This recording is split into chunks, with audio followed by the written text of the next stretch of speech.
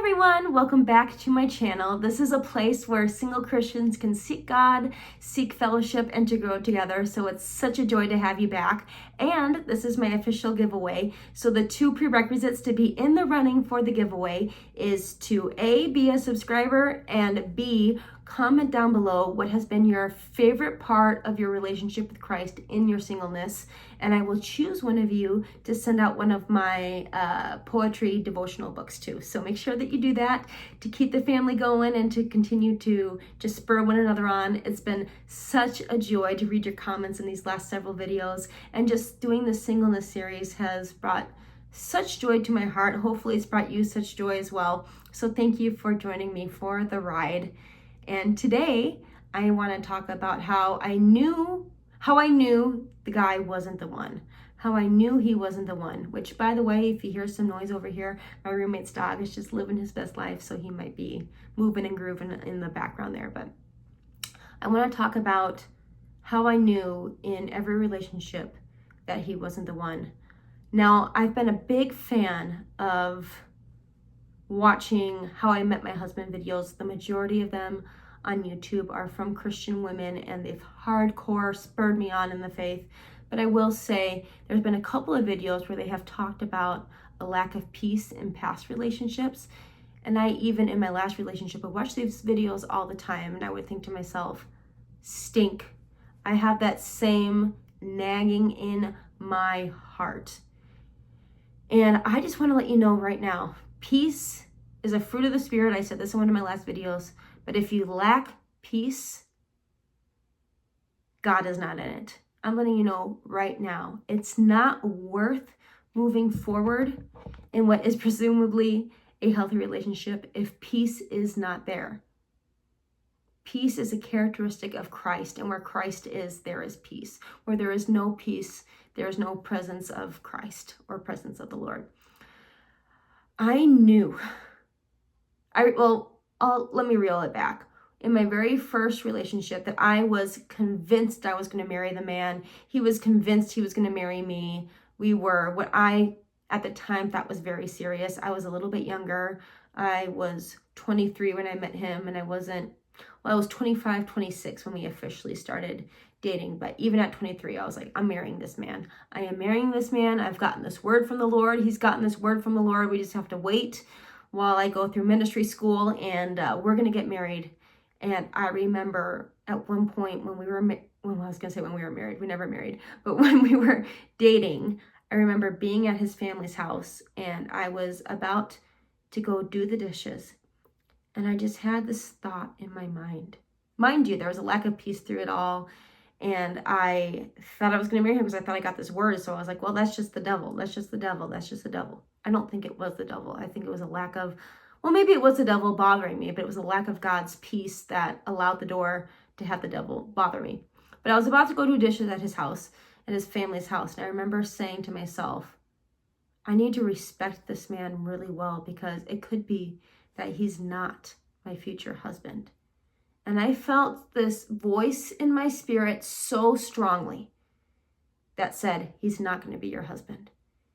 And I thought it was the devil, but it was so strong that I was like, maybe that was Jesus. And I look back now and I know exactly that was Jesus. There was just so many lacks of peace in that relationship that I just knew. I knew. And I thank God.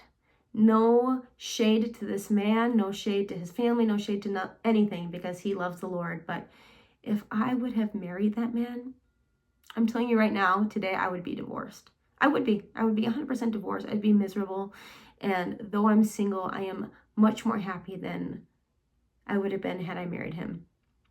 Now, there was this other guy that I was getting to know.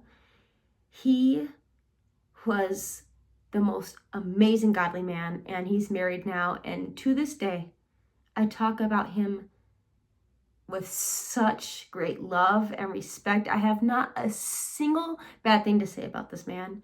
If anything, I have bad things to say about me in that getting to know you phase, because I treated him like poop. I did. I treated him like poop. I wasn't healed over my ex. I thought I had been. It had been a year and a half break since we had broken up, and I thought I was ready and I wasn't. And I think my lack of healedness, of healing, I guess you could say, just allowed me to know he wasn't the one. But as hard as this is to say, I knew he wasn't the one when I couldn't picture it. I could tell we wanted two different things in life. And though he loved the Lord and he treated me well, I remember even just like semi getting to know him / dating and thinking to myself, he's going to be a phenomenal husband. And guess what? Out of all my exes, he's the only one that's married. And you know what? I bet she is so blessed to have him as her husband. But that's how I knew. We just didn't have the same goals, the same dreams. He was very different from me. We had different values.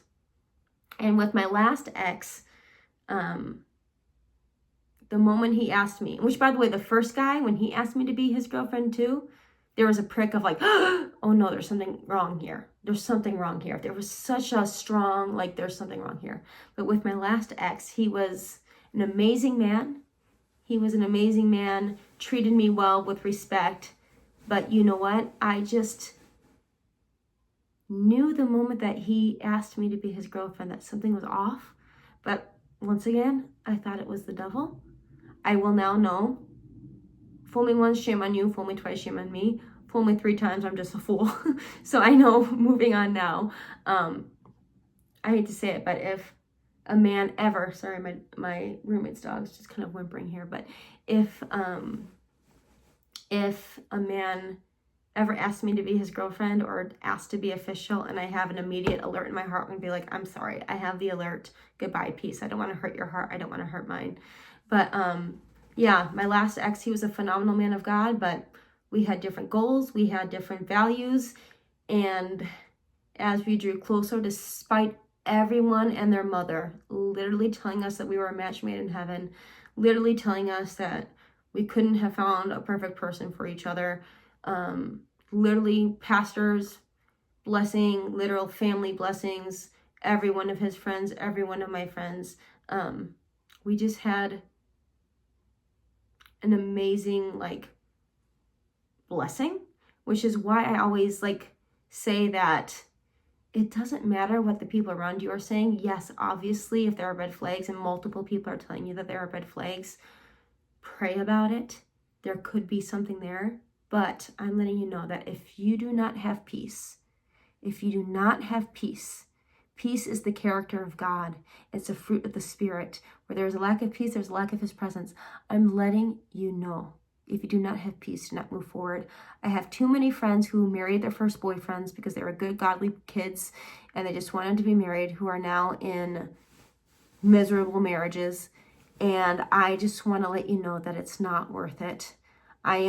Though yes, I desire marriage, though yes, I desire a godly man, I am trusting God for His timing. And I pray all the time, Lord, if you're having me wait this long, He's going to be an amazing man. And we're going to be a testimony to say, look at Brooke, she waited this long.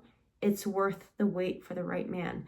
So I hope this is of encouragement to you. I hope this blesses you. If there's a lack of peace, run for the hills. Run for the hills. I remember watching a video where this girl was talking about how she had been in a relationship with an ex and how she would pray every day, like, Lord, if he's not of you, take him away, and how she just had a lack of peace. And I remember in my last relationship, we did everything right. We were doing a devotional together every night. We would pray all the time. Lord, this is not of you. Separate us. Lord, we are seeking you. Lord, we are praying every day. We would pray together. And let me tell you, there was a lack of peace. In the end, I told the Lord, Lord, I don't know if I'm strong enough to walk away from this because I love him. I had ignored that feeling for so long that I was in love with him. So I said, we went on a trip.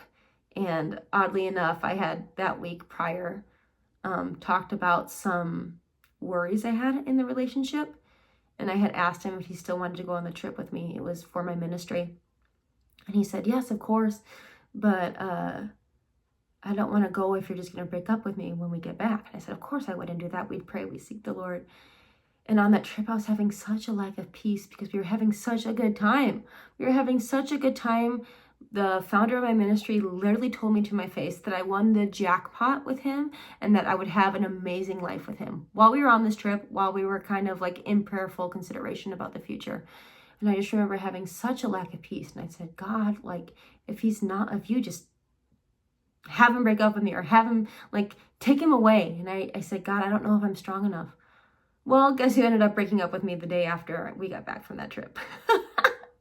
God bless his soul. Truly, he's a great man, but that one kind of gave me a laugh and chuckle in the spirit. But I know that he did it off of not wanting to prolong the misery. So for that, I'm grateful. But if there is a lack of peace, and if you are, I will say this, if you are seeking God first, if you are praying, Lord, if he's not of me, Lord, if he's not of me, he will speak to you. And if you are seeking him first in your relationship, even if it's the wrong relationship, you will not marry the wrong person. If you make God your first love, if you make God the prize, if you make God your treasure, you're not going to marry the wrong person. And yes, maybe you might be single a little bit longer. But you know what? You're trusting him to bring the right one in his timing, and you're going to be whole, happy, and healed when you do. So hopefully this is of encouragement to you. I love you all. Thank you so much for subscribing and writing down below what your favorite part of your relationship with him is in the singleness. I know that might be excluding some people who aren't single, but the whole point of my series is for single people, and I just want to bless someone who's single. So make sure that you do that, and we'll see you in the next video, and much love to you. And yeah, that's all I've got to say. I don't know what else to say, you guys, but much love. We'll talk to you soon. Bye.